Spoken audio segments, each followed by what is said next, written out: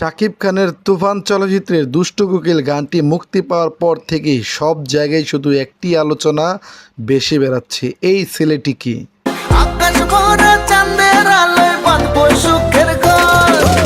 কি বুঝতে পারেননি? ভিডিওর প্রথমে অল্প একটু ঝলক দেখে আসছেন। বরাবরই বলছেন এই গানে কিন্তু তার পারফরমেন্স চোখ ধাঁধানো ছিল, তার অ্যাটিটিউড, এছাড়াও মিমির সাথে তার কেমিস্ট্রি দুর্দান্ত লেগেছিল।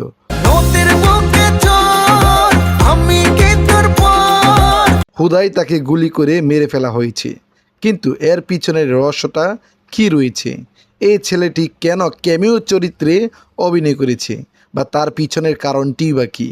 অনেক মেয়েদের ক্রাশ হিসেবে এখন তো দাবি করছেন সবাই।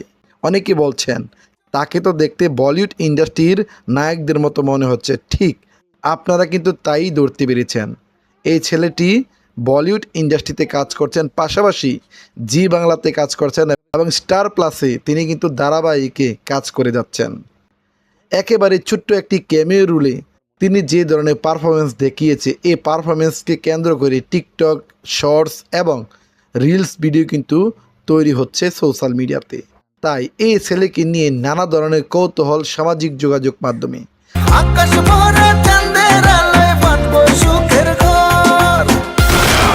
আমরা যদি এই ছেলেকে নিয়ে কথা বলতে চাই, তাহলে আমাদের কাছে একটি ইনফরমেশন এসে পৌঁছিয়েছে। বলা হচ্ছে তিনি বলিউডের বেশ পপুলার একজন অভিনেতা।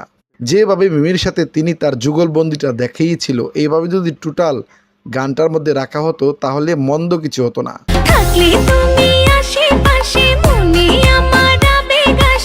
কিন্তু গল্প এবং চরিত্র, সাকিবের নায়িকা, তার সাথে তার কেমিস্ট্রিটা সাকিব কীভাবে গ্রহণ করবে, সেই জন্যই তুফান তো তুফানের গতি মেনেই চলবে, সেই জন্য তাকে গানের মধ্যে হত্যা করেছে।